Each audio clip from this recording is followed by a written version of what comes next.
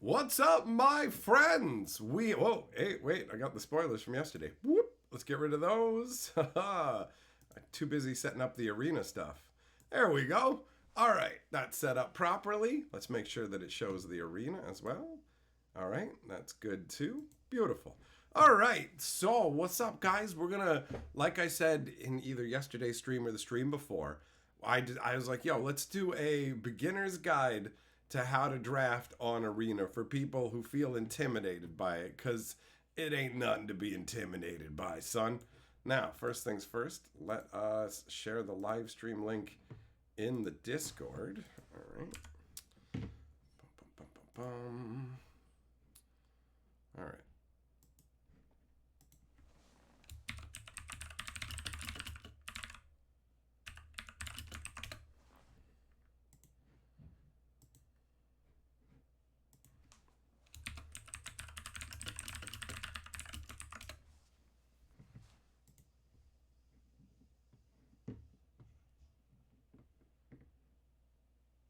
All right, there we go. That's good. Now, our hellos to the people in the chat. What up? Clayton, Jess, Martin, Millmaster, Gossett, Dale, Clayton, Beasley, Lasagna, Eng, Teferi, 10-4, Felonious T, Jesse, Broccoli, Jojo, Beano, Doomblade, Stormtrooper. Who else? Who else? I'm going to get that out of my way here. Ollie, Shelton, Moxman, what up, buddy? Zircon, Gerthulu, Jess, hello. Hello to you guys. Hello to assembled lurkers. How's life treating you today? Oh, I didn't turn this one on. That explains it. That'll sort out the light situation a little bit better, less dark side of the moon going on. So that's all good. Now let's just switch it on over to the arena stream, because there's no real need to be on this view overall. That's right, Teferi, I got my strawberry Kool-Aid, buddy. So I want to talk obviously about arena, and I want to talk about drafting for people who have like no real experience with it and just want to like dip their toes into it in a way that feels doable, because Magic already feels like a challenge in the first place just when you're playing regularly, but when you're thrown into a format like draft, it can be way more daunting. Oh, whoop. Super chat from Doomblade says, hey Mike, I'm re-listening to the Brothers War and had two questions. Why were the Power Stones so important to Gix? And is Time Spiral the sequel? So far, I'm loving the lore and can't wait for more. Oh, that rhymed. Nice. Lore is life, bro. Lore is life. Thanks for the super chat. So, to answer your question, why is the Power Stone so important to Gix? Because those Power Stones essentially represent multiple... Oh, oops, just pulled the tip out of this marker. Oh, wait, we had the red one. Oh, no, that's on the floor now. Oh, no. Oh, no. I'm thinking about too many things at once. Let's throw this one out. And we'll do it in red. We'll do it in red. All right. So, Gundy, you're having volume problems? Well, overall check, guys. What's the volume level like overall? Because usually when it's one person saying it, it's a particular problem for them, and it's not actually the stream. So, bum, bum, bum, bum, bum. All right, so first of all, let's get that angled in a more viewable way. That's better. That's better. Broccoli, they still make Crystal Light, bro? It's a legit Kool-Aid that I've got here. So basically it goes like this. Gix cared about the crystals for a couple of different reasons. One is that the two halves of the crystal were the Power Stone that would like power a planar portal that Gix could use. Another is that he's territorial. And so it's like, these stones belong to Phyrexia. I serve Phyrexia. I'm going to get these stones. You know, it's like that. And there might be more of it that ties into the Thran stuff, but This is my first time going through the Thran, so I don't have all that background information. And Time Spiral is the third book, right? Is it Time Streams? Time Streams, not Time Spiral. Time Spiral is nothing to do with the Brothers' War. Time Streams. It goes Brothers' War, first novel. Planeswalker, second novel. Time Streams, third novel. Bloodlines, fourth novel in the Artifact cycle. So on Fantasy Geographic, I have done the entire Brothers' War novel and the entire Time Streams novel. So the first and third. I didn't actually do the one in between or the last one yet. I know it's weird, but it's the way it's gone down. And that's because I did Time Streams first. Time Streams was the first set of lore that I covered on Fantasy Geographic, and then I circled back and did the Brothers' War. And the Thran actually comes before the Brothers' War. So we're jumping around chronologically, but ultimately we'll end up getting it all done over time. I'm way more psyched about this lore than I am about the old, the new lore, I should say. Because that stuff, it doesn't inspire me and make me want to make videos. It just, I would do it because people wanted to know the story, but I was doing it just for other people. And some of the habits that I picked up doing those lore has kind of translated into this one. So I'm looking to kind of widen it out into a more casual telling of the story. All right, I'm getting a mix of some people saying it's low and some people saying it's not. So since it's a bit evenly divided, let's just go ahead and we'll give you a bit of a boost. So hopefully that helps. You haven't listened to Time Spiral. It's not Time Spiral. Stop fucking saying Time Spiral. You got me saying it. Listen, man, a bunch of people will listen to these streams and stuff, and for the rest of my life, I'll have people asking about the Time Spiral Chronicles. Where's the Time Spiral stuff you mentioned? It doesn't exist. It's not a thing. He screwed me up. Doomblade hosed me. Okay? And you know what? Since I'm yelling, before we get into the Serena stuff, I just got to take a moment to yell at Jess, too. He is in here. I saw him. Let me just double check. Yep. Okay, good. I knew I saw you in here. Listen, man, that picture that you shared to me on Facebook ain't clever. That image where you're like, it's a guy in a chair and he's like, I only believe in the things I can see. And then you've got all these things around him like radio waves and gravity. First of all, you can see gravity, you dumb bastard. Watch. That's gravity. Here, I'll demonstrate it again in case you missed it.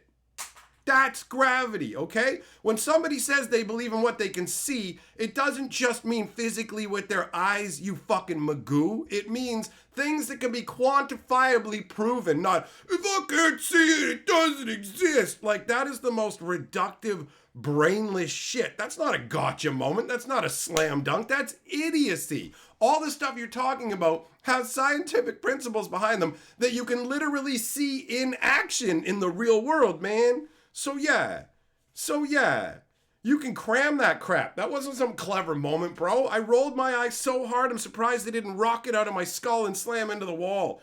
This is not a clever fucking thing you've done. Carly's out there laughing. She's... Yeah, I was in the kitchen the whole time, so I come down the hallway and you're yelling, and that's not unusual. That's nothing new. But I could hear him like, I bet he's yelling at Jess. Yeah.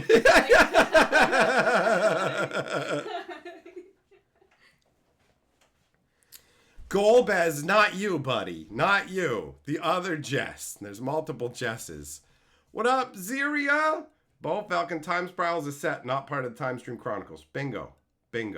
He gets it. Markov Manor. Nope. I'm not gonna.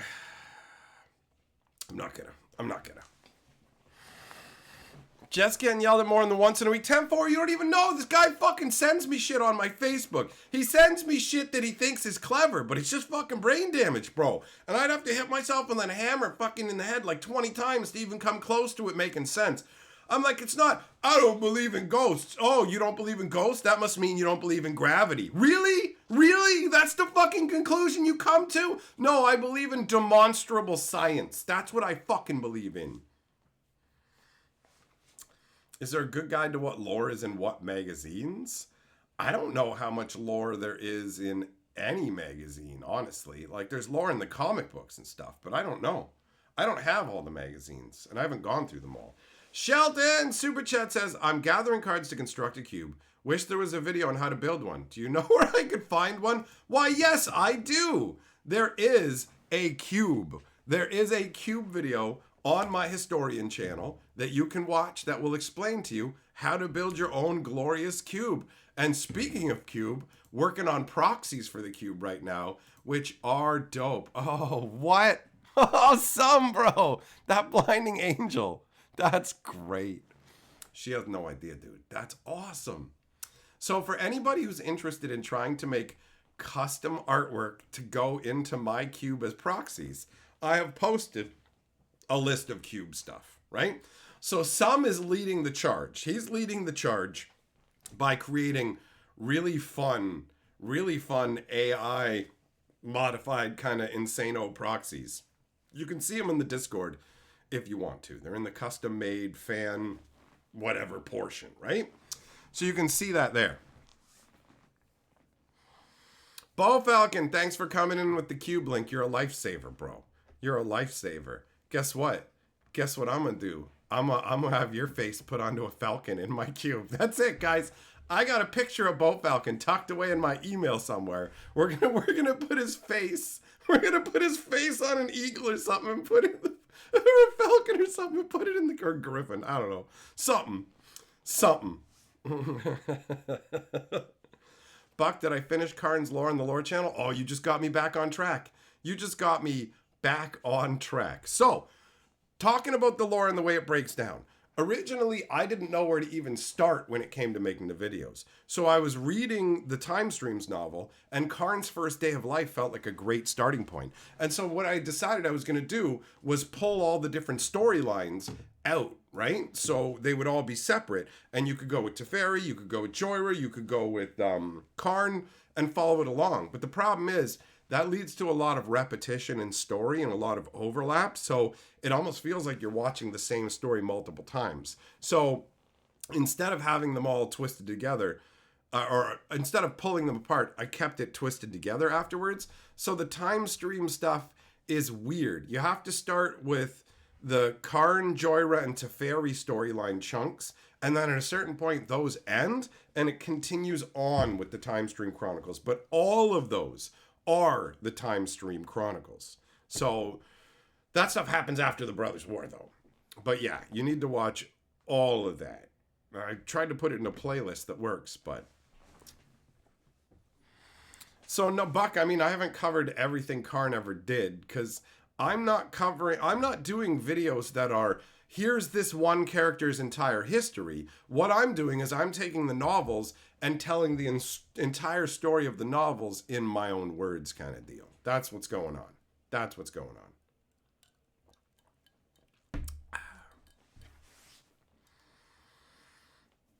Clayton, you heard Bo's voice on Cinder's live stream. Soon you'll be able to map his voice and triangulate his location. He's in the room with you right now, bro. He's in the room with you right now. Okay, so covered that lore stuff. I think I answered all the questions that way. So next up is, let's actually switch back over to Arena. All right, so I want to talk about this from a really, really basic standpoint to start with, so that anybody who hasn't done anything with drafting can feel like they know what's up. So first things first, let's take a look at the different variations of drafting events that exist, okay? So there are traditional drafts, like, for example, this traditional draft, Murders at Karlov Manor, right? So these ones cost 10,000 gold, and you'll be drafting against people. I do not recommend this. I do not recommend this at all, because it's way more expensive, right? What you want to be doing is quick drafting. But in case you do want to do these kind of drafts, you will be drafting with 7 other people. They give you a little, like, they put these little blurbs up here now that you can read if you want to understand what the different strategies are. But don't worry about that, honestly. If you haven't done this before, don't worry about it. You don't have to pick a particular strategy like this and try and force it or lean into it. It's totally fine to just let what happens happen. And whatever you end up with, like, you don't have to force yourself into a box. So you've got a traditional draft option, right? And then you have, where is the quick draft? Right here.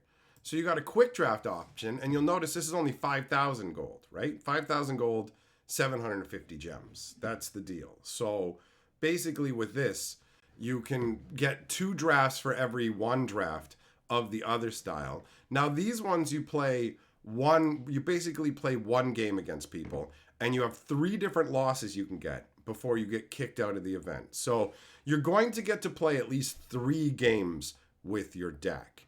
And each win obviously doesn't count against you. If you get up to 7 wins, then the event's over. The break-even point basically is right past 5 wins. So 6 wins is where you're ahead, because the event costs 750 gems, right? If you pay with gems, which I don't recommend. I recommend you always use gold. But just for the comparison of cost or whatever, if you win 850 gems from a 750 gem event, then clearly you're up 100 gems, which is dope. Plus, you get 1 booster pack with a 40% chance of getting a second booster pack. And then if you get this, you get 2 packs of 950 gems. Now, getting all the way up here is going to be a challenge, right? It's not something you're guaranteed, but bare minimum, you're going to end up with 50 gems and 1 pack. So the biggest comparison you really need to do is decide, do you want to draft at all, or do you want to spend your money in the store? Because you can spend your money on just buying booster packs. And 5,000 gold will give you 5 packs plus 5 points on the golden pack meter. And these golden packs will give you 6 different rares. But those rares will be spread across a bunch of different sets, right? So this isn't a good way to build a particular set. If you want to build the newest set and collect the newest set, what you want to do is you want to wait until the quick drafts are available for that particular set. Now, Wizards skeezes with this, so they'll make you wait a couple of weeks after the set comes out to give you quick drafts, because they're trying to test your patience, basically see if you can save your resources. That's the deal. But I like these because, look, you do it for 5,000 gold. The other style drafts cost 10,000 gold, right? But you're not guaranteed. Like, this is the premier version. So you can pay 10,000 gold, and if you look at the payout chart, right? It gets bigger up at the other end of it, right? It starts out the same piddly little garbage, but then basically, boom, you move up the chain. But at the same time, the break-even point, you got to get this far. You got to get this far. So it's like you can play a 10,000 gold draft where you either play like best of 3 matches, or you play best of 1 games. So the premier draft is best of 1. Traditional draft means you're going to play against the same person 3 different times. So take a look at this reward schedule that has all these different wins for up to 7 wins. And then when you take a look at the traditional one, you'll notice, see, it just like, it starts out with 100 gems at the bottom. So if you scrub out completely, you do get a better deal. But then it quickly like jumps upwards. But you literally have to win every match. You have to win every single match to get this full result. Now, you're going to play 3 matches no matter what, right? But you have to win all 3 of them to not come out behind in terms of what you paid to get into this event. So if you're a beginner, this is throwing your resources away. Best of 3 is for people who really understand how to play Magic, and they know what kind of tweaks they need to make and stuff. So that's not going to be good for you. What you really want to decide is between premier drafts and quick drafts. And as far as I'm concerned, for a beginner, quick drafts guarantee you a bare minimum of the 3 packs from the event plus a 4th pack, right? So you get automatically 4 packs for your 5,000 gold, but you get to play in an event as well. Plus, you get a bare minimum of 50 gems, and you can actually 20% of the time get a 5th pack, which makes it the same as buying packs, except obviously you don't get wildcard meter progress and you don't get the gold pack progress. But if you do any kind of, what am I trying to say here? with a little bit of practice, you'll find that you won't really end up with 0 wins most of the time. You'll probably pull out at least 1 win, at least maybe 2 or 3, depending on what you're going up against, but you're probably not going to get scrubbed out of the event. But even if you do, for collection building purposes, the quick draft is the best way to do it. The bots will not give you rares. They rare draft everything now. That's the reality of it. So it's harder to be a free player and build a full-on collection, right? So that's not doable. Herb, why do I have so much gold? Oh yeah, look at him. Yeah, I've got almost 400,000 gold, 15,000 gems, because I build it up from being a free player. And the sets that I where is it? Where do they have that? It's in here, right?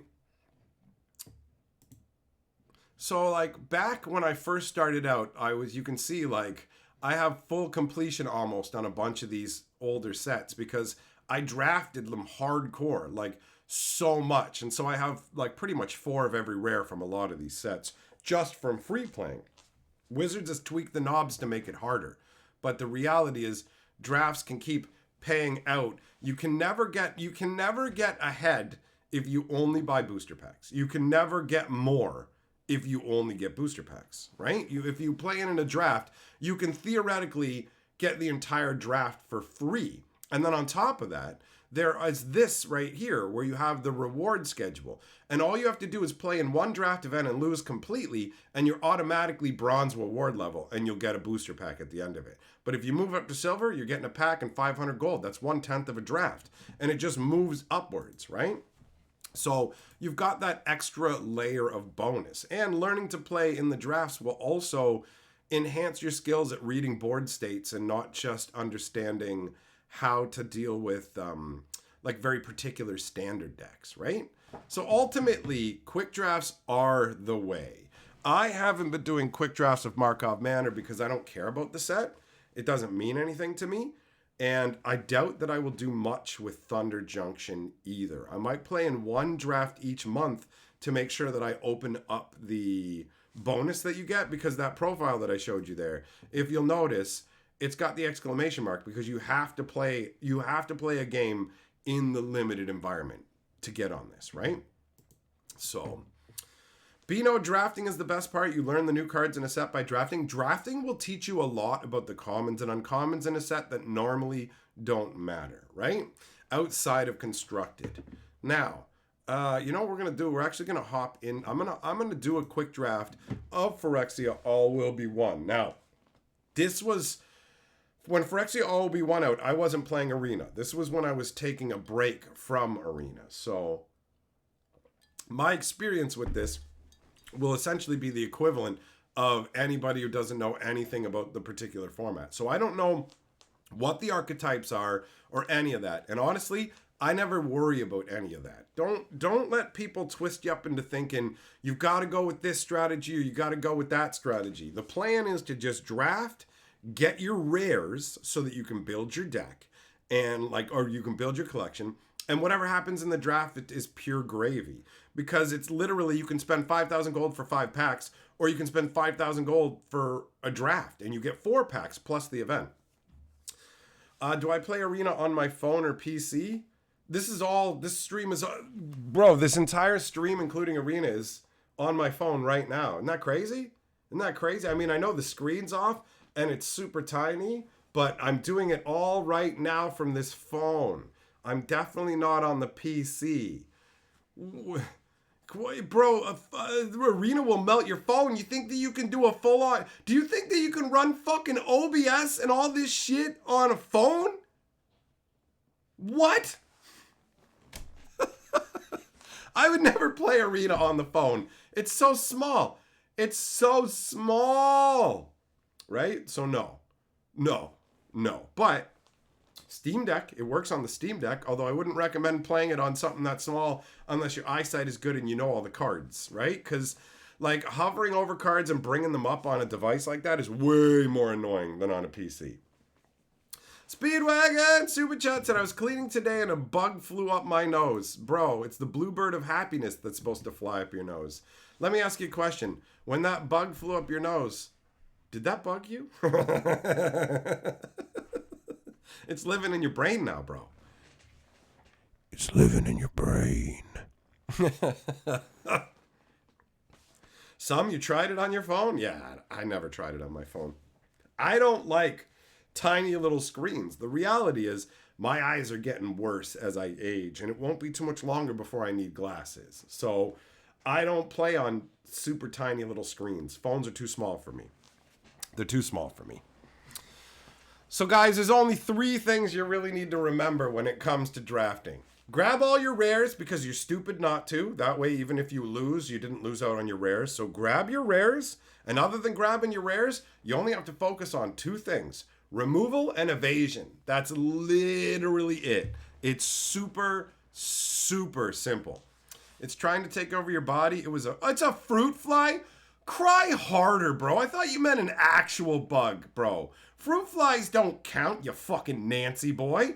That's a little dust of nothing. They can't do nothing. You got me. I thought it was like a house fly or a bumblebee. A fruit fly, you fucking pussy.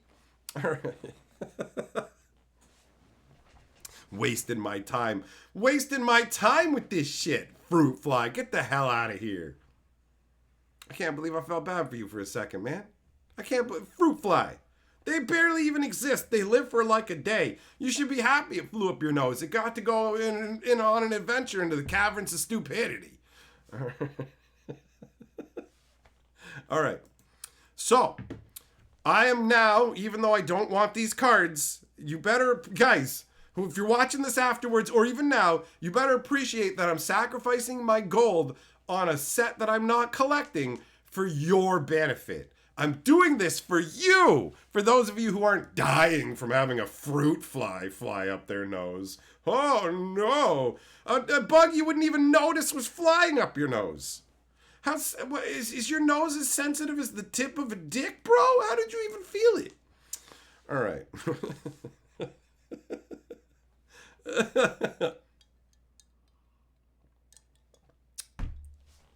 So real simple strategy. Just whatever colors your rares are or whatever, you can just lean into that. It doesn't matter. You don't have to have an initial goal to begin with. You can, but you don't need any of that, man. You don't need any of it. All right, so 5,000 gold. I have spent it. Automatically, you grab your rare or mythic, right? So this is 4 mana, 3/5 flyer. If you proliferate twice. Pay 3 mana, you can do it with Phyrexian. Remove 3 counters from among other artifact creatures and planeswalkers you control to make this guy indestructible. This is a very promising card to start with right here. So, obviously, I'm taking that. Now, the other colors, I'm open to. So, basically, I mean, looking at the uncommons first is where the power is usually going to be comparatively. Okay, so I'm going to look at each card and tell you whether they fall into the 2 categories of cards we're looking for. We're looking for evasion and removal, okay? So, you can, at home, if you want to do your own quiz kind of thing to figure out if you understand the concept, as I highlight each card, you can say out loud whether it counts as removal or evasion and which it counts as, all right?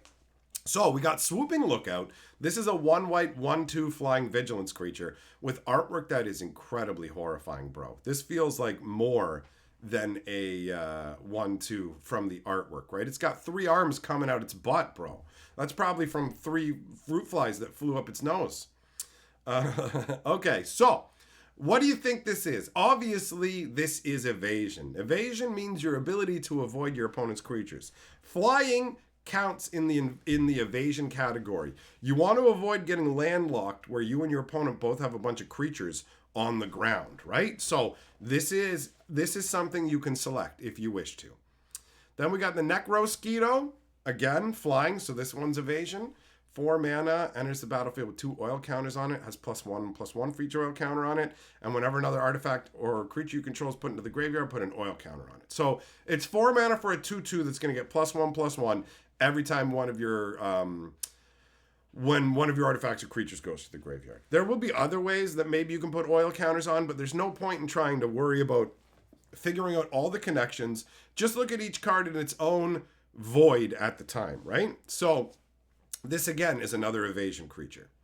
Then we've got Tyvar's Stand. Target creature you control gets +X/+X and gains hexproof and indestructible until end of turn. Now, this isn't removal or evasion, but it is a very powerful effect. So this is something you may not realize right away when you see it. Go, whoa, whoa, this is crazy. This is a crazy good card. This is one of those cards that if you didn't know was awesome, when you play it against an opponent that used it against you, you would see how awesome it is. This has inherent power in it, but it's not removal or evasion, so it's not your number one priority automatically. The artwork's epic, man. The artwork is epic. Tybalt's getting it, man. Tyvar is a hulking brute. All right. We got Basilica Spellbomb. So this is 1 mana, 1 and sack it to draw a card. 3 mana and sack it. Target creature gets +2/+2 and gains flying until end of turn. So this gives conditional evasion. This is lower ranked than actual evasion because this requires you to have a creature to apply it to. So yes, you can put it in the evasion category, but it's like tier 2 in the evasion category. Then you've got Zealot's Conviction. Look at that artwork. Wow. Whoa, bro. Look at him impaling that metal soldier. See, like, this is something as well about commons and uncommons. Mostly when you play constructed, you're not going to give a crap about them. And you're not going to see them, you're not going to pay attention to them. When you play in drafts, you're going to get to love a lot more Magic cards. This is gorgeous. 1 white flash, enchant creature to give him +1/+1. And it has Corrupted. As long as opponent has 3 or more poison counters, it gives +1/+0 on first strike. First strike is not evasion. It's a combat benefit, but it's not evasion. So that's not what we're looking at. Eye of Melchior. 1 blue and 2. When it enters the battlefield, scry 2. Whenever another artifact enters the battlefield under your control, this becomes a 4/4 Phyrexian Eye artifact creature. Not removal, not evasion. Cruel Grimnarch. 6 mana, 5/5 Death Touch. When it enters the battlefield, each opponent discards a card. For each opponent who can't, you gain 4 life. Not removal, not evasion. Infectious Inquiry. You draw 2 cards, you lose 2 life. Each opponent gets a poison counter. Obviously, that's neither. Look at the artwork, bro. Look at this. This lady or dude or lady is like, yo, once you're done sucking that big black schlonger, I'm going to put one of my light balls in your mouth. But not removal, not evasion. Free from the Flesh. 1 red. Target creature gets +2/+2 until end of turn. Put 2 oil counters on it. You guys know what that is. It's obviously not either of what we're looking for. 3 mana, 2/3 Trampler. Whenever this attacks, it gets +X/+0, or X is the number of permanents you control, with oil counters on them. Now, this isn't evasion, but you can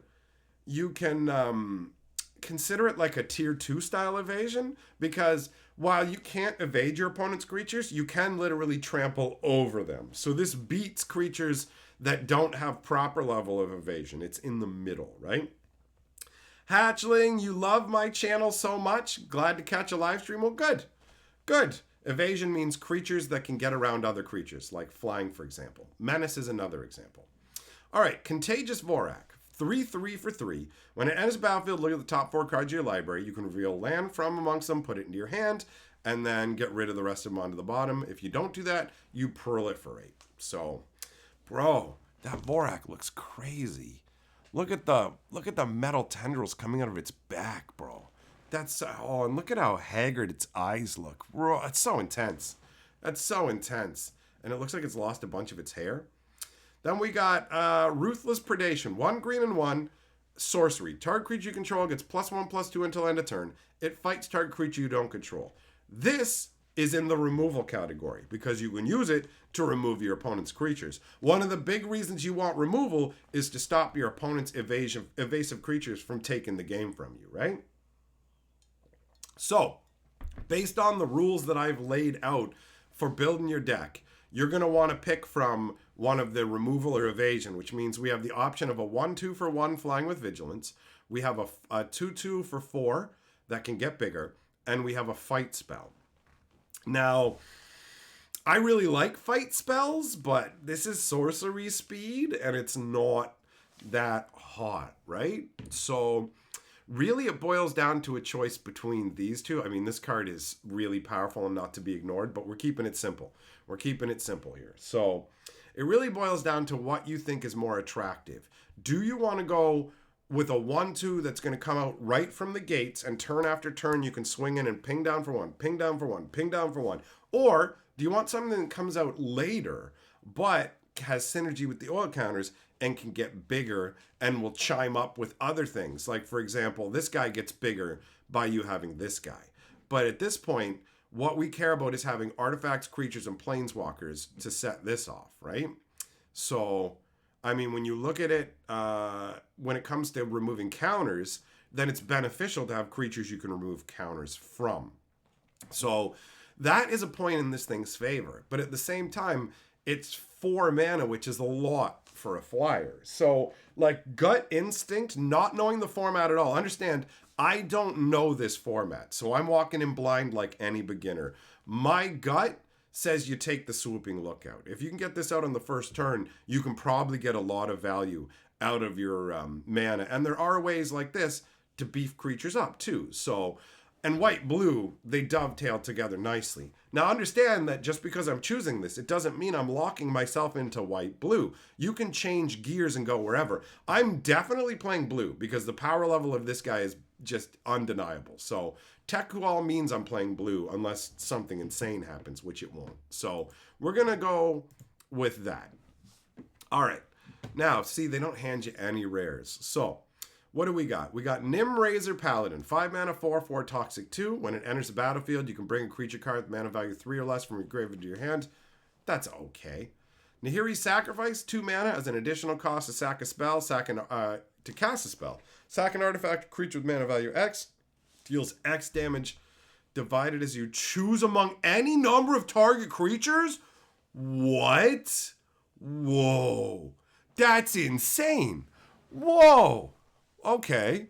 So, for example, if I use that to sacrifice this guy, then I've got 4 damage divided any way I want among their creatures.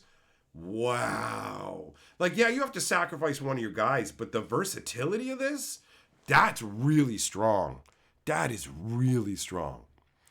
And we got Indoctrination Attendant, big old faceplate. 4 mana, 3/4. When it enters the battlefield, you can return another permanent you control to its owner's hand to make a 1/1 Phyrexian Might. What do we got? Experimental Augury. Look at the top 3 cards of your library. Put 1 in your hand. The rest on the bottom of your library in any order. Proliferate. Getting to dig deeper. Nothing wrong with that. Ichor Synthesizer. 2 mana for a 1/3. Whenever you cast a non-creature spell, put an oil counter on him. As long as he has 4 more oil counters on it, gets +2/+0 and can't be blocked. There we go. There's an evasion card with oil counters that also dovetails with Tekual. So that's a solid choice. That's a solid choice. All right. Anoint with Affliction. Exile target creature who has mana value 3 or less. Straight up removal. Exile the creature instead. Oh, if your opponent has poison counters, you can get rid of any creature. That's pretty solid. That's pretty solid. We already saw you before and you before. What's this guy? 2 mana, 1/3. When it enters the battlefield with 2 oil counters on it, remove an oil counter, draw a card. Search your library for a basic land card, reveal it, or proliferate for 1. That's okay. Mana Fixing, Prophetic Prism. That's all right. And then the Surgical Down by the Bay. All right. So, in terms of removal or evasion, we have Ichor Synthesizer and Nahiri Sacrifice. So we're early enough on that we can easily just bail on the concept of going with the white guy that I already drafted and grab Nahiri Sacrifice, because I feel like this card can easily lead to a blowout where if your opponent has a bunch of creatures out and you do, you can get rid of one of your guys who costs more, right? Like, take a look at this guy.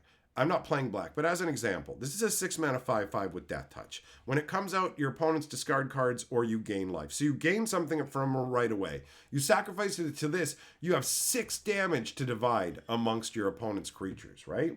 Now, I'm only going to go 2 color. You got to keep it simple. The more colors you put in, the more likely you are to get color hosed. So this means I'm moving into another color. Is it strong enough to say, yo, I should abandon white and go in that direction? And again, that doesn't lock you in. It's just strong enough. So I've got that, and I've got this. This ties into Buddy I already have as another creature. You know what? I mean, I feel like I've already kind of decided to go white-blue. So even though this feels like really solid removal, I know I'm going to play blue. I know it. I've already decided that part. I've already picked that. So I am going to select this, even though Nahiri's Sacrifice is probably technically stronger, but it's fine. You don't have to make perfect choices. You just have to make logical choices, right? All right, so next pack, we've got, saw you, what's this? 4 mana, gain control of target creature until end of turn, untap it, gains haste. If it's equipped, you can destroy equipment. Wow, that's jank. All right, what do we got? An equipment that makes a 2/2 token for 3 and gives +0/+1? That's got potential. We saw you already. What's this? Meld Web Strider. 5 mana, 5/5 vigilance. Enters the battlefield with an oil counter on it. Remove the oil counter to, basically like animate it once. And that would also tie up with this guy for counter removal. So that's good. That's good. Let's see here. What's this? Fleshless Gladiator. 2 mana, 2/2. And you can pay 3 mana, return it from your graveyard to the battlefield tapped, you lose a life. But you can only do that if your opponent's poisoned. All right. Wow, there's a lot of 4 Mirrodin gear. A lot of red stuff here. Look at this. It's all red. Spell Bomb, draw a card, or put 2 oil counters on. These are just equipment that make dudes. Lattice Blade Mantis, 4 mana, 4/3, comes with 2 oil counters. Whenever it attacks, you remove an oil counter, untap it to give +1/+1 till end of turn. Okay. All right. Let's see.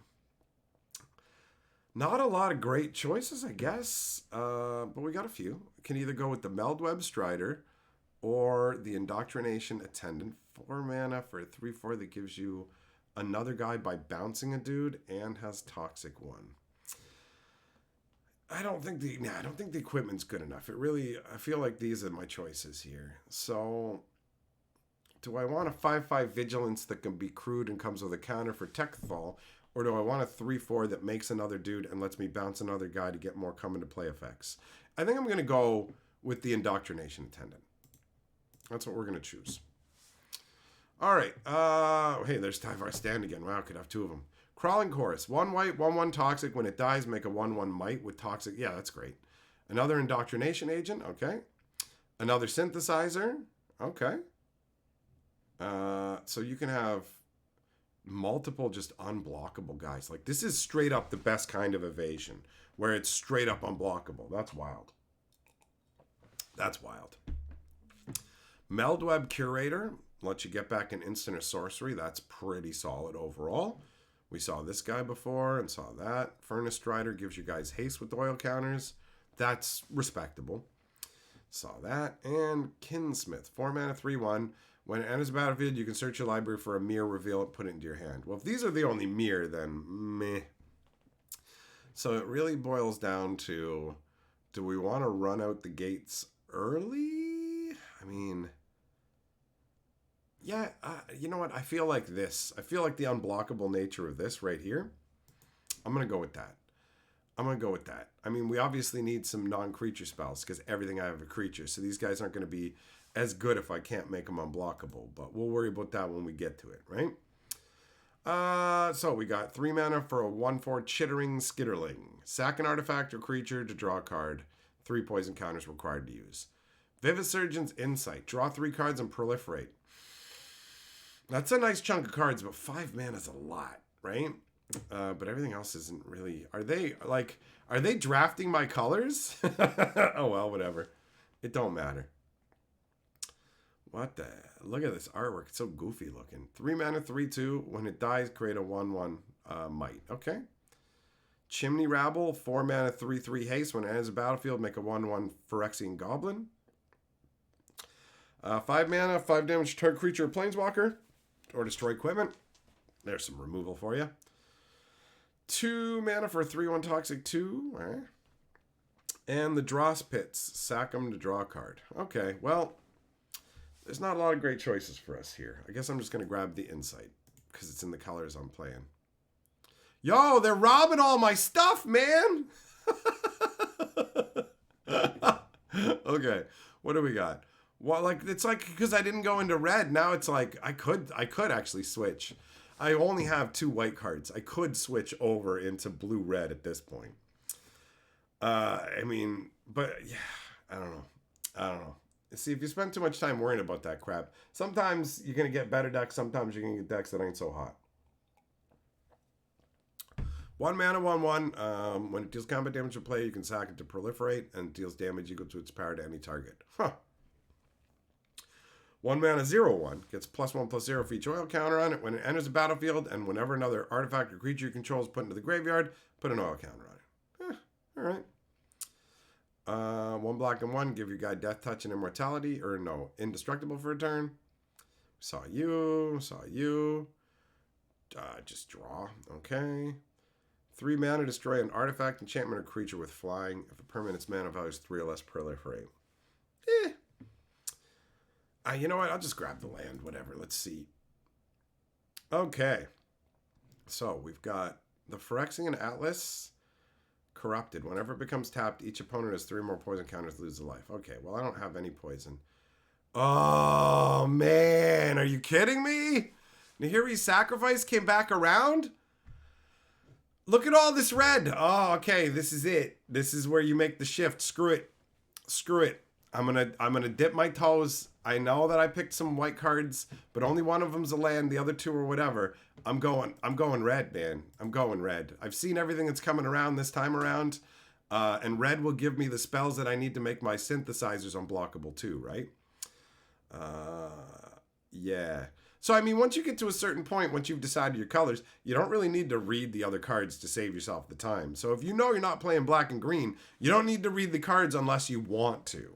And that's what I'm going to do. I'm going to start skipping the stuff that ain't the colors I care about. So if it's not white, red, or blue, I'm not looking at it anymore because there's no way I'm moving into anything else, right? So it's going to turn down to the synthesizer, a 3rd one, or Chimney Rabble. 4 mana, 3/3 with the haste. And when it enters the battlefield, make a 1/1. With this, it's sack a creature or artifact. So I don't want to just have cheap creatures. And I do already have 2 synthesizers. Let's see. Eric, you thought this was a cool idea when I suggested it the other night? Well, I'm glad that it is of interest to people because I thought it'd be fun to do this. And people will realize that you don't have to worry and take it too seriously because it doesn't matter. All right, I'm going to say I've already got 2 synthesizers. And this is another thing. You can do so many different drafts in a season, right? So basically, if you pick something and it turns out to not be the right choice, you'll just know for next time. So your mistakes will also guide you. I'm going to go with the Chimney Rabble. All right, now it's pretty straightforward. We're going to go with this Free from the Flesh, which is great because we want some non-creature spells. What up, Nathan? How you doing? We got 2 Nahiri Sacrifices. See? I feel like I'm being rewarded for my choices now. And now look at this. Look at this. It's all within our wheelhouse. We can either go 4 mana, gain control of target creature until end of turn. Oh, do you know what the wet dream is? You know what the wet dream is? The wet dream is Awaken the Sleeper and Nahiri Sacrifice. 6 mana to take one of their dudes and then sack it to hose all their dudes. Who cares that you don't get to attack with it? Like, for real. For real. That might be too expensive to make happen, but man, I gotta try and live that dream, baby. I gotta try and live that dream. Oh, the Meldweb! Are you kidding me? I get a blue spell that'll bring back an instant or sorcery as a second last, bro? What? All right, now we'll pop that down here into the sideboard because we're not going to use that. Oh, well, we take the rares. That's the rules. Okay. Now, that's not enough to make me switch into black, by the way. Like, the Geth is not enough. He's okay, but, like, he's not enough to make me swap up any of my strategy. What do we got? Fawn of Progress. A blue enters with 2 oil counters on it. 3 untap. Target player mills X cards, where X is the number of oil counters on it. Oh, it's a millstone. Interesting. Gleeful Demolition. 1 red. Destroy target artifact if you controlled that artifact. What? Wait, it's 1 red and you can smoke any artifact in this artifact-laden format. And if I choose to smash one of my own guys instead, I get 3 1/1s? Bro. That's right, Nathan. It's a Phyrexia. It's a, Well, you know the set. It's a quick draft, correct. All right, Gleeful Demolition. That's awesome. All right, what's this? Mesmerizing Dose. 2 blue and 1. When enters the battlefield, tap enchanted creature, then proliferate. Enchanted creature doesn't untap during its controller's untap step. This is removal to me. This counts as removal because in most cases, it's going to mean that the creature can't swing in, can't block, can't do anything. It essentially makes the creature useless. So as far as I'm concerned, you can put that in the removal category, right? So that's a choice. What else do we got? 2 mana, 1/3, enters the battlefield with 2 oil counters on it. Remove an oil counter, discard a card, draw a card. That's okay. We already have that. So it really boils down to, do I want artifact destruction or do I want mesmerizing dose? There's enough artifact creatures and stuff in this that I'm going to go with the Gleeful Demolition. Just, it's got more versatility. It can give me creatures as well, right? Oh, Rebel Salvo, baby! Yes! 1 red and 2, instant. Affinity for equipment. Who cares about that part? 5 damage to target creature or planeswalker, and whatever you're hitting loses indestructible. That is solid. That is very solid. All will be one, Nathan. All will be one, buddy. That's amazing. I got to look at the other cards just to make sure there's not something else that blows my socks off. But 2 mana for an escaped experiment. 2/1. When it attacks, target creature and opponent controls gets -X, -0, or X is the number of artifacts you control. That's actually not too shabby at all. For real. But this, bro, this can remove so many problems. So we're going with it. We're going with it. So you can see it becomes progressively easier as you only need to focus on what's of interest to you. What's this guy here? 3 mana, 2/3. When it enters the battlefield under your control, if it has 1 or more oil counters on it, put an oil counter on it. Creatures you control with oil counters on them get +1/+1. Oh, he's an oil lord. Okay. Well, how many oilies do we have? 1 oily boy.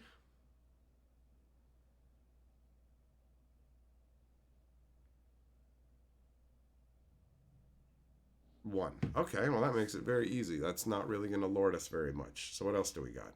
Glistener's Seer. 1 blue for a 0/3. When it enters the battlefield, it has 3 oil counters on it. Remove an oil counter to scry. Huh. Well, it can feed this guy. You have to just take 3 counters. That's enough to feed him all by himself to make him indestructible. That's pretty nice, but what else do we got? Blade Graft. It's a 2/3. Oh, it's got Menace. So it's got a form of evasion.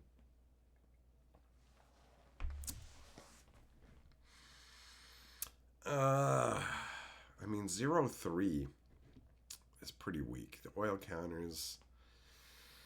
Blade Graft's got Menace. We definitely don't want that crap. What's this one again? When it enters the battlefield, scry 2. Whenever another artifact, it becomes 4/4 till end of turn. Sacrifice this with 2 oil counters and draw a card. Yeah, I'm just going to take this guy because he's got Menace. I ain't too hot on it, but I'm just going to grab it. So what do we got? Oh, a counter spell? All right. Prowler. 3/2 flash. When it enters the battlefield, tap an opponent's creature. That's okay. Each opponent gets a poison counter. You draw a card. Draw. Card draw. Okay. I feel like some counter magic to back up what we got going on. That's the route. That's the route I'll go. Oh, Trawler Drake. Now this guy's solid. It enters the battlefield with an oil counter on it. Its power and toughness are equal to the number of oil counters on it. And whenever you cast a non-creature spell, you put an oil counter on it. So that fits into the theme we're already rolling with. We've got a prosthetic injector. Oh, you're getting needled in the butt, bro. So 1 mana, equip 1. Equip creature gets +0/+2 and has toxic 1. I mean, on something like a swooping lookout, we're not playing with the white stuff, though. Actually, I guess at this point we've already decided. May as well pull those guys off to the side so we don't get confused here. All right. So, Miran Bardiche. 5 mana, makes a 2/2, gives +2/+1 and vigilance. That's okay. Mesmerizing Dose. Oh, tap down a creature. 5 mana, 4/3 flyer. When it enters the battlefield, draw a card, then discard a card. Ooh, big fat flying body. I mean, how many non-creature spells do I have? 1, 2, 3, 4, 5, 6, 7. I got a lot, man. I got a lot. This thing could really be out of control, and it comes out faster. So we're going to go with the Drake. All right. Oh, okay. All right. And more chimney rabble. So we got the Fisher. We got the Seer, which I think is just going to suck. The chimney rabble. You know what? This will boost up the Trawler Drake. And it will give these unblockable guys a bonus. So there'll be 4 power. I'm going to try one of these out. I'm going to try it out and see what it's like. Watchful Blister Zoa. 6 mana, 4/4 flyer. When it enters the battlefield with an oil counter on it. When it dies, draw cards equal to the number of oil counters on it. Oh, that's not too bad. 4/4 flyer that gives you card draw. I'll take that. Another counter spell. That what is it? Vehicle. Dune Mover. What's this? That moves copies of the movie around. 2 mana, 2/1 toxic 1. When it enters the battlefield, search your library for a basic land, reveal it, shuffle, and put it on top. Huh. Well, that's actually not too shabby. If you're playing, if you want to make sure you get the right lands. You know what? I want the beef. I want the big fat creature. Reject Imperfection. Counter target spell if the spell's mana value is 3 or less. Proliferate. Wow. Okay. We already saw you and you. Yeah, we see all this stuff. Okay. I'm going to grab the counter. Font of Progress or Eye of Malcator or a pump spell. We'll go with the pump spell. Skate. Oh, okay, cool. I'm totally down to try this out. I'll just pick that one, I guess, because it's got oil counters. And then, wow, man, this is sweet. I don't have anything that gives poison aside from this, so I could never get them to the 3 poison. It's a waste of time, right? I guess some might tokens. All right. I'm going to choose that one. Hey! Right on color. Gotta love it when the gift's on color. Jor Kadeen of the stupid haircut. This is the douchiest haircut. It's so dumb. This is the first time I'm seeing the artwork and realizing they're actually cutting the head off of a Phyrexian, man. I didn't realize that until now. This artwork looks like crap. The hairstyle's stupid. I hate this. Anyways, taking it from my collection. So you never get past rares. So what do we got? Serum Snare. A blue and 1. Return target non-land permanent to its owner's hand if the permanent mana value 3 or less. Proliferate. Ooh, I like that. That's solid. Urabrask's Anointer. 1 red and 3, 4/2. When it enters the battlefield, it deals X damage to any target where X is on permanents you control with oil counters on them. Oh! It's a 4/2 that'll also ping based on you having oily guys? That is respectable. Oh, a gold in our colors. Nice. 2/4 flyer. Whenever you cast a non-creature spell, put an oil counter on it. Remove 3 oil counters from it, draw a card. Then you may discard a non-land card. When you discard a card this way, it deals 3 damage to target creature or planeswalker. Shut the fuck up. What? Oh my god, I should read the other cards. Okay. What else do we got? What's this? 1 red, deals 2 damage to target creature. If that creature has toxic, it deals 4 damage. Alright, Britney Spears.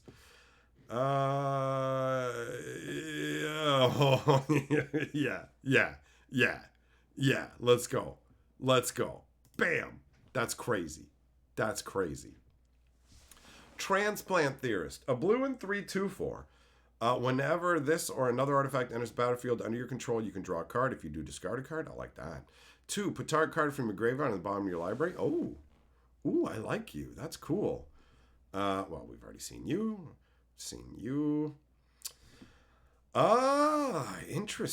Interesting. And then this 2 damage. Oh yeah, this is just like straight up instant burn removal. I feel like that's yeah, I gotta go with the burn, man. Gotta go with it as removal, right? Gotta be removalins. All right, Tamio's Immobilizer. Oh, this is some Harntai right here. 1 blue and 3 artifact. Enters the battlefield with 4 oil counters on it.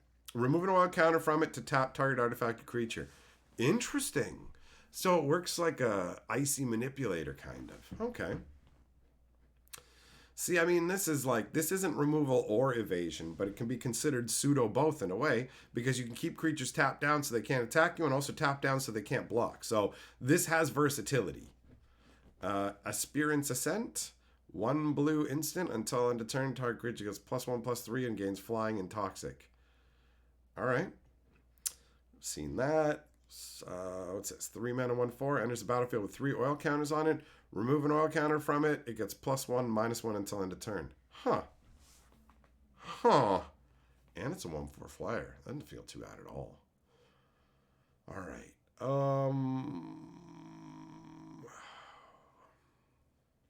It doesn't cost any mana to activate this. So when you put it out, you can start using it right away.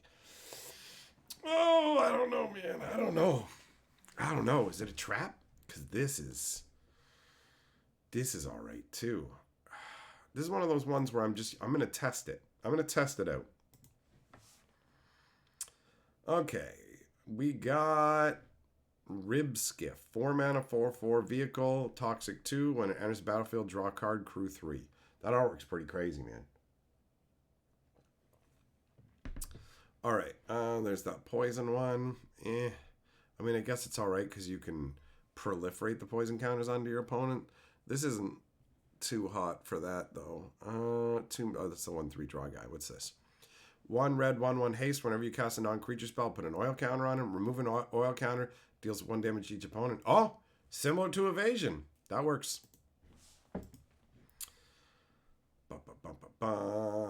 What do we got? We got Escaped Experiment and this guy. Yeah, I'm going to go with him. Oh, what are you? 1 blue and 1/1 flying vigilance. When it dies, draw a card. Oh, that's solid.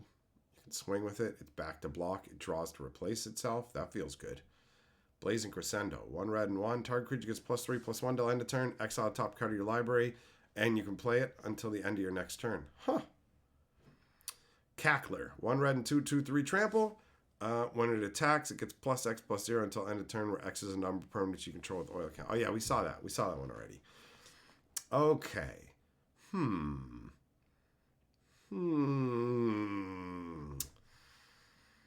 That's, you know what? I like that. I like the little vigilancy, get a card draw off of it.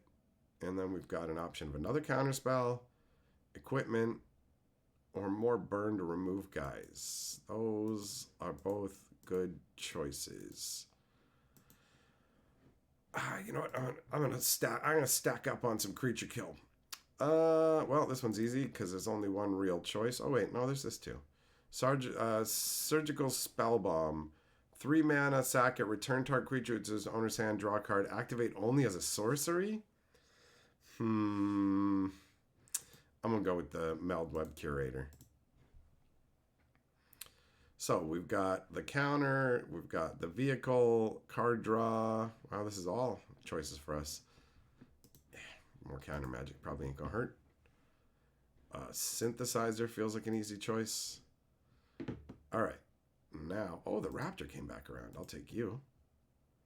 And then the poison one. And finally, we are left with the Phyrexian Atlas, which can also go into our deck. All right, so once you've done all your choosing, then comes the actual deck building stage.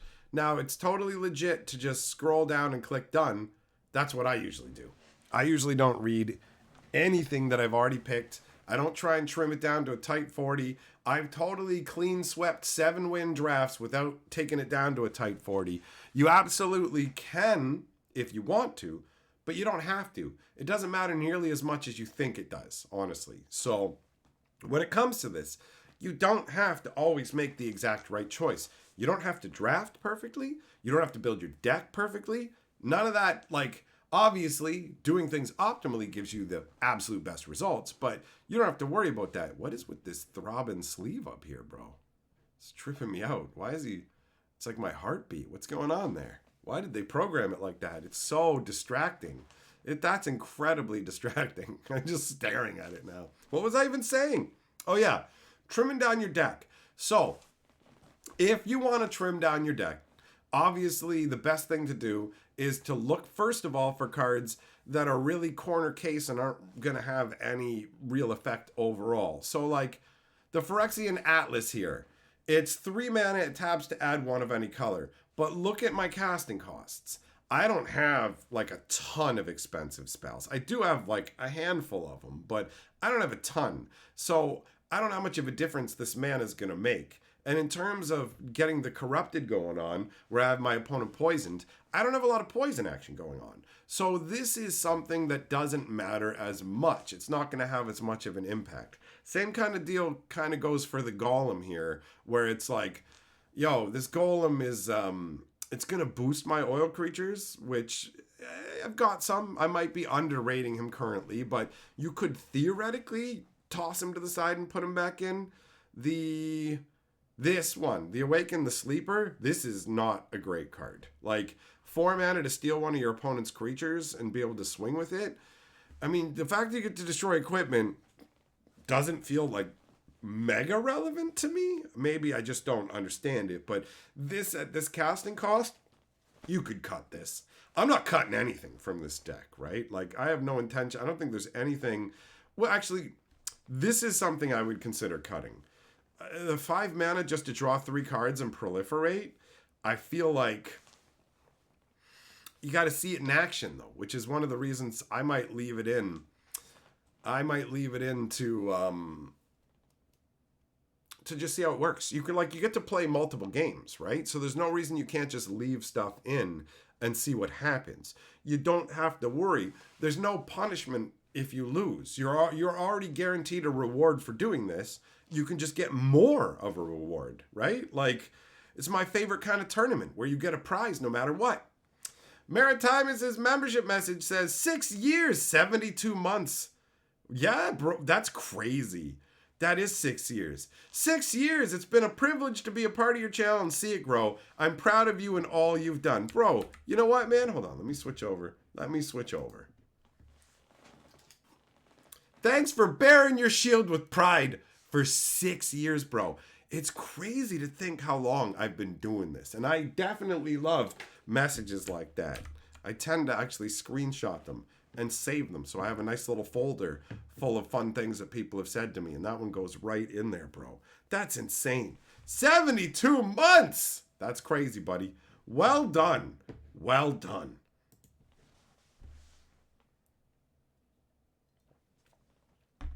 So yeah, for me, I would just call this deck done. I would just say this is fine. You know what I mean? And then play with it. You play with it and you see how it plays out. And maybe that's what I'll do in, like, maybe we'll do another stream where I actually play through these events. But I don't have, sometimes games can take a long time and you'll be sitting there for a while, especially with the opponent bouncing back and forth and whatever. So I don't have the time or ability to effectively play through this event right now. But I could totally do that on another stream. I mean, full disclosure, I might just get the urge to play Magic and play through the event anyways on my own. The purpose of this stream was to explain to you the approach you can take to building a deck and what you're looking for, not to like take it all the way through the whole event. You know what I mean? So basically, it's, wait, Ollie says the stream's been going for 72 minutes when that message went. That's amazing timing. That's amazing timing. So yeah, I'm definitely not getting stuck into a game that of undetermined time. So that part, if there's other questions, now, if you guys have questions you want to ask about drafting or whatever in the chat, I can totally cover all that. I know people came in while I was talking and doing all that stuff. Hello to all of you. Sorry that I did not greet you, but when I'm caught up talking about all this, it's pulling my focus and I want to make sure I cover everything that I want to say, right?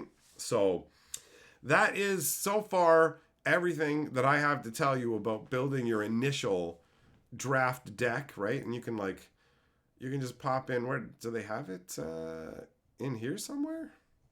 Or do you just see it when you go into the event? It's probably just when you go into the event, right? So yeah, if you want to see your deck or whatever, if you leave the event, obviously you just go back to the in progress, right?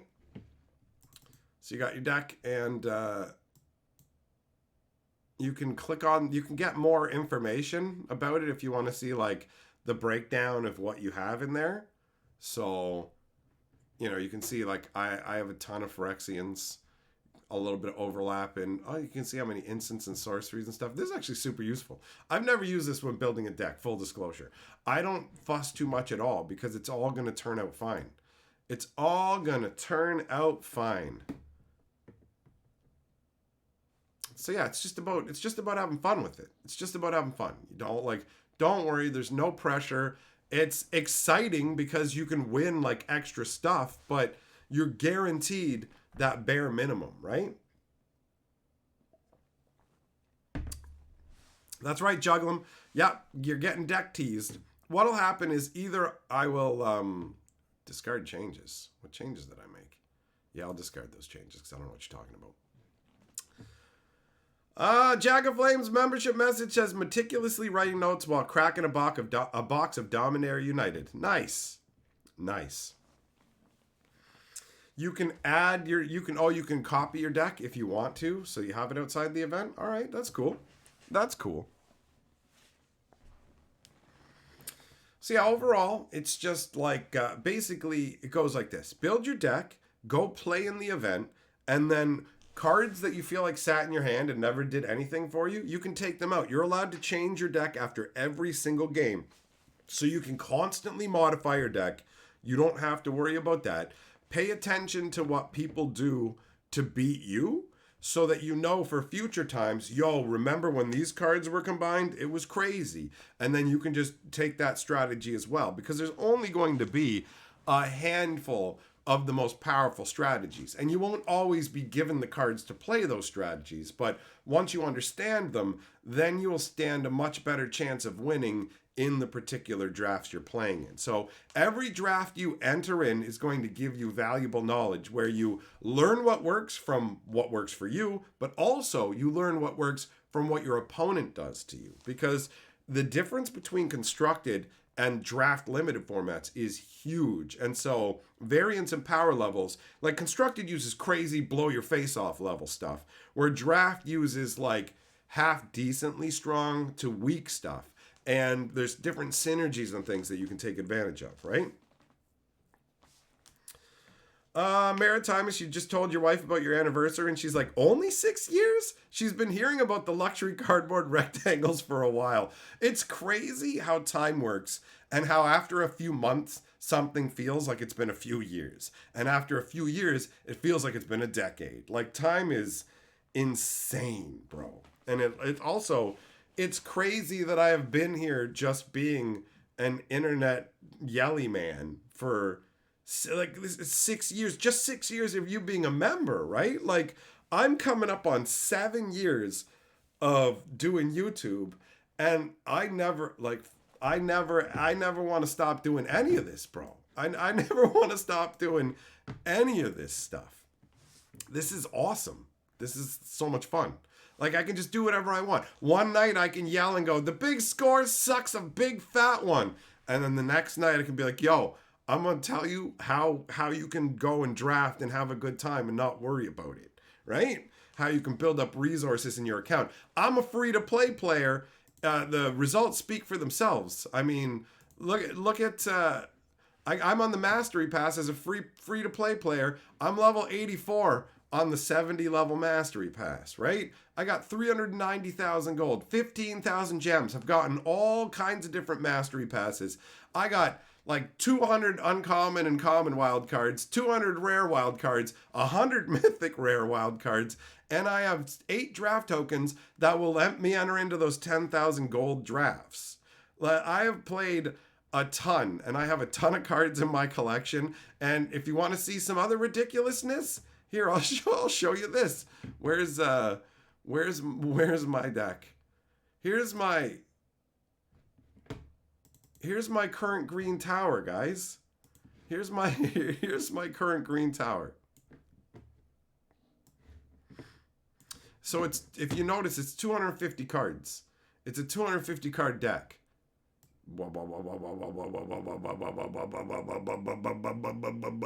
And it's just crammed with all kinds of nuttiness.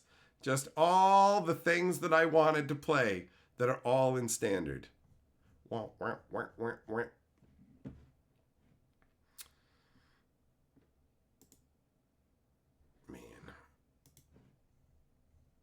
So yeah, you can see I got lots of magic cards. I got lots of magic cards. I don't pay them shit, but I got lots of non-existent cardboard rectangles. I got lots of them. They go on for days. I wonder how long it'll take to scroll through all of this. Oh, wait, this isn't... How do I see all my stuff? How do I see everything I own? Is this everything I own now? Or is this just going to be standard? Do you have to change a format? Is there something I'm missing? See, I don't know enough about, like, running through your collection. Because, okay, so we got Innistrad stuff, Capenna stuff, Dominaria, Kamigawa, Brothers War. This looks like it's, like, more of a... This is probably not going to show everything that I own either, right? This doesn't look like it at all. But yeah, I got a lot of cards from playing a lot of them from like older sets, especially, where it's like I collected tons. I like playing Magic. It's fun. And if you guys want something like mega chill to play, where all the decks are fairly roughly balanced and it's just not like you don't gotta worry too much, you're not gonna run into anything too crazy, starter deck duels are dope, man. They're dope. Look at how many times I've played. It keeps track of your wins. It's like, you need 1 win to get this, 2 wins, and it's like, you have 354 wins in this event, because I play these decks like every day, man. It's fun. I like them. They're nicely balanced against each other, you know? Maritimus, you're glad that I don't feel chained to operate my channel in one specific way just to make it worthwhile. Hell yeah, buddy. I got 4 channels. 4 channels. I got my live stream archive. I got the Hatcher channel. I got the Historian channel. And I got the Fantasy Geographic, which just put out the new Thran lore. I get to do what I want, wherever I want, however I want. It's the best. It's the best. And I've been having a lot of fun playing a ton of Arena, you know? I've built up, like, I don't even know how much in terms of since I started in this season versus what I had left over from before, because I got really angry over what was going on with Magic 30 and all this other stuff. And when I tried to play Arena, after not playing it for months, the day I logged in, it was so buggy that I just said, forget it, man. Forget it. And I just was like, I'm not playing this. But I've just been having an awesome time for real. Ever since the start of the Karlov Manor season, when I hopped back on, like at the very beginning of it, I've been having fun. I've been enjoying myself. Just free playing, building up resources. You can get a draft. You can do a draft once every week. Absolutely. Like, you only need to win what? If you do your daily goal, then you get like 500 to 750 gold. But if you only get 500, then there's the 15 daily ones. Then, like, you got your daily quest and then whatever. I don't even know what they call them, what the difference is. But basically, do the first win, 250 gold. Second win gives you another 100. Third win gives you another 100. That's 450 gold. Plus a 500 quest, that's 950. So that's almost the 1,000 you need to do it. You do that 5 times, you got your draft. But if you play any more than that, then you can get little increments of 50 gold. So you really only need, like, if you get 6 wins every day, you're going to get 1,000 gold every day. Every 5 days, you're going to get gold to draft. It's going to build up your gems. You build up the gems for free. You use that to buy the Mastery Pass for free, right? 3,400 gems. Then the Mastery Pass automatically gives you 1,200 gems back, which means going forwards, each Mastery Pass is only going to cost you 2,400 gems. And the amount of booster packs and everything else you're going to get for that towards set completion is absolutely worth it. I am still trying to sort out how you can collect the entirety of a set as a free player, but I'm not interested in collecting Thunder Junction or Markov Manor, so I haven't been spending my resources to do that. So I'm going to sort that out when Bloomborough rolls around. That's what's going to happen. I'm going to try and collect an entire set of Bloomborough as a free play player using resources that I accumulate during that season. I have enough to, obviously, I could buy hundreds of packs as soon as the set comes out. So that's not the route I'm going with it, though. You think 250 cards sucks to shuffle with physical cards? It does. But my towers were sometimes bigger than that. I'd build like 300, 400 card green decks, bring them in, sit down to play them in tournaments and stuff. And it was always so funny when you run into a mill player and it's like, go ahead, yeah, traumatize me. Okay, half my deck's gone. It's still bigger than 2 decks, so have fun. Like the big sigh when they realize I can't mill this deck. It's like, nope, and I'm just going to keep slapping down green creatures until you just run out of resources and die. And that's what happens. There's nothing subtle about my strategy. I'm going to pull out my big green dick, and it's so long, you're just going to run out of oxygen. You're going to choke on it. That's what's going to happen, right? Like, I'm going to cram it down your throat. And I don't care how long I have to ramrod at your mouth until you crack your jaw, but it's happening. And so that's what happens to mill decks, because it's like, you have to dedicate resources to mill and trying to control the board. And the whole thing is, can I control the board long enough while I mill your deck away? And when it's like, no, you can't, because all I have is a whole bunch of crazy creatures that also give me 2-for-1s, drawing me cards or doing whatever else. So I'm just going to keep putting creatures out and punch you down. So yeah. It's very, very hard to mill out the green tower. Somebody did it on Arena once. It was awesome. I was cheering him on. I was like, go, go. And I was trying my hardest to kill him because I'm like, it has to be a legitimate win. This guy has to legitimately earn the mill win. And like, he's doing it. It was like multiple Teferi's tutelages. And I'm like, is he going to do this? Is he going to do this? And he did. He met right before, the turn before I was going to kill him, he managed to mill the deck out of existence. And I was just like, oh, it's happened. For the first time ever, it's happened. Like, if you could directly talk to people, I would have congratulated him.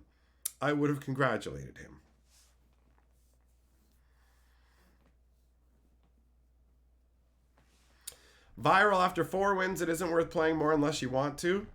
True, but I mean, like, we're ultimately, one of the most important things, I should probably go full screen to emphasize this. One of the most important things about being a free-to-play Magic player is it's kind of requisite that you love playing Magic. Like, if it's a chore for you to earn the gold or whatever, you shouldn't play the game that way. You should find a way that makes you happy. Like, if it's torturous to have to actually play, like, constructed games of Magic or whatever to build up the gold, but you want to do drafts or something, you can just like go and work at a job you don't like to make some money and spend that money on Arena. While I am against spending money on Arena for myself because I like free play and I have no interest in paying for digital cards when I own physical cards, I totally get the value proposition of people's time. So if you're just like, it's not worth it to play Arena where you feel like you have to grind for the resources, where you feel like you have to log in and you're not having fun. The best world is one where you log in to play Magic when you want to, how you want to. As a side effect of doing that, you get gold. And then you can use that gold to play in drafts, which will build your collection, give you the fun of playing an event, and give you gems. And it's like, it's the best of everything. That's how I look like it. That's how I look at it.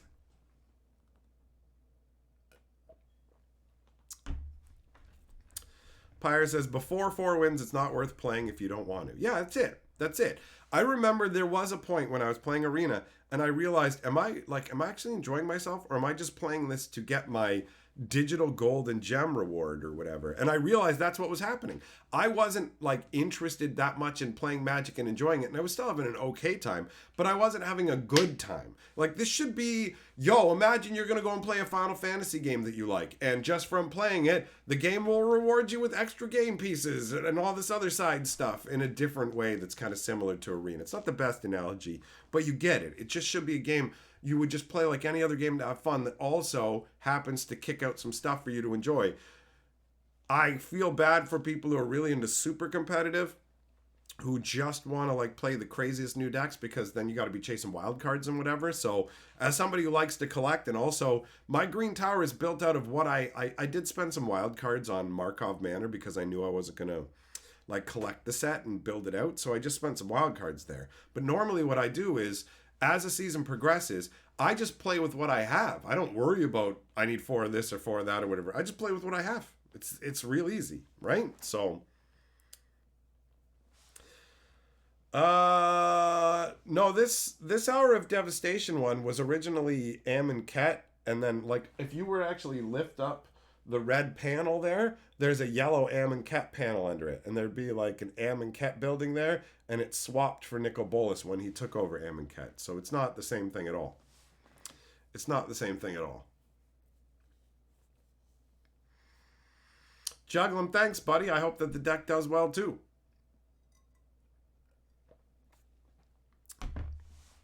Ziria, Final Fantasy IV comes after Final Fantasy VI.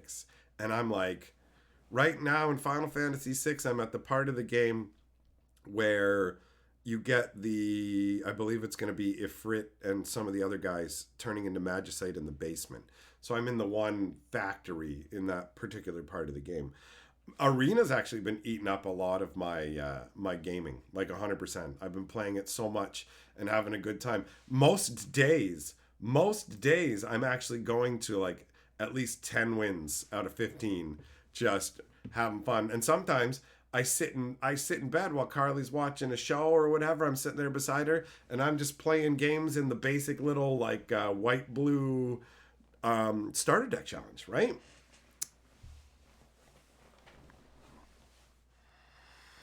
Eric, you're old, you homebrew. Listen, bro, I only play top of the meta decks. I don't build any weird 250 card green decks with just a bunch of random stuff crammed in there. It is funny. I take that into the ranked tier, by the way, guys. I take that 250 card green deck into the ranked tier only to get up to silver level because I don't care. I just want a little more rewards, right? And it's funny to watch decks that have no idea what to do about it because they just go, what the hell am I playing against, right? And I'm like, just giant green nonsense, here you go. And I just put out some creatures and like a bunch of decks can't, or it's not that they can't, I guess they're just not prepared in the moment or don't draw the card, but that 0/6 tortoise thing that like gives you guys hexproof on your turn and like lets you swing in with the toughness as the power basically, it's messed up more people than I thought it would. Like, my deck's just full of random green jank. So when it comes to, like, red decks that are trying to run me into the ground, I just kind of put out fat creatures. And most of the time, if they haven't, like, had an insane gas start, they just run into a wall of flesh and die. And I've played against blue decks that are flash, tap your creature, blah, blah, blah. And I just, like, crunch them with fight spells and stuff. But, like, control decks, things of that nature just hose me so hard. They hose me so hard. Maritimus, you have the Liliana stand-up from Am and Ket. Would I want to swap it out for Nacho Bolas? Yeah, yes, bro. Absolutely. That would be dope, man. I would totally change that up. I didn't even realize that was an option. I guess the mists of time have obscured it from my brain. Timmy says Arena scratches the itch between Friday nights. Yes, you get it. Actually, I went down and played Cube today, guys. I had awesome games of Cube. I got fucking Saruman out. You know Saruman from fucking Lord of the Rings? I got him out. He's like a 2/5, and whenever you cast a non-creature spell, you amass an orc army equal to the cost of it, right? So basically, I have that out, and I put out Maskwood Nexus, which makes all your creatures essentially a changeling. They have all creature types. So now Saruman counts as an orc, so he can get amassed. But on top of that, he gives all orcs and goblins you control Ward 2. But now all my creatures are orcs and goblins, so they all have Ward 2. But the best moment today, was the most ass-blasting Eureka that I've ever seen in my life, and I got to do it. If you guys don't know what Eureka is, it's a green spell from Legends, and it's always held a special place in my heart. I would love to own a copy of it, but it's such an expensive card. I'll never have a real Eureka. So I have a proxy in my cube because I've accepted proxies into the cube, and I got to do it today. When I had I hosed my buddy so hard. Like, I cheesed his land base so hard. It's amazing. The cube was like, yo, bro, play Ravenous Baboons. Ravenous Baboons is a 2-2 when it comes into play. Destroy one of their lands. So I smash a land. The next turn, I clone the baboons. Boom! Smash another land. Then he kills the baboons. I play a Gloom Shrieker, pick the baboons back up, put it out. Smack! Another land. Like, right? It's so gross. It was so gross and unfair. And then after that, the game goes on for a bit, and I end up casting Eureka when he has one card in his hand. But I had like 7 cards in my hand. So he's like, all right, I have no permanents I can put out with Eureka, so you can do what you want. And I just went boom, boom, boom, boom, boom, boom, boom, boom, and dumped my entire hand onto the table. It was awesome. It was so good. And he had a dominating Lycid that he used to take my Kothafed. And that thing says, when a card goes to your opponent's graveyard, you lose a life. And so at one point, he has that demon. He's at 2 life, so he can't afford for any of my stuff to die, because if any of my stuff goes to the graveyard, he loses life for it. And so he needs to get rid of it. So he Chaos Warps it, right? He goes, bam, I'll Chaos Warp it. And he flips over the top card going, what do I get? And I'm like, no, bro. You mean, what do I get, right? What do I get? And he's like, no. I'm like, read it again. It says owner, right? It was my demon. He stole my demon, but Chaos Warp says the owner of target permanent. So because it came from me, I'm considered the owner. He didn't originally play it. I did. He just took control of it. So now all of a sudden, he's gotten rid of his demon to give me the top permanent off the deck. Oh, that was awesome. That was awesome.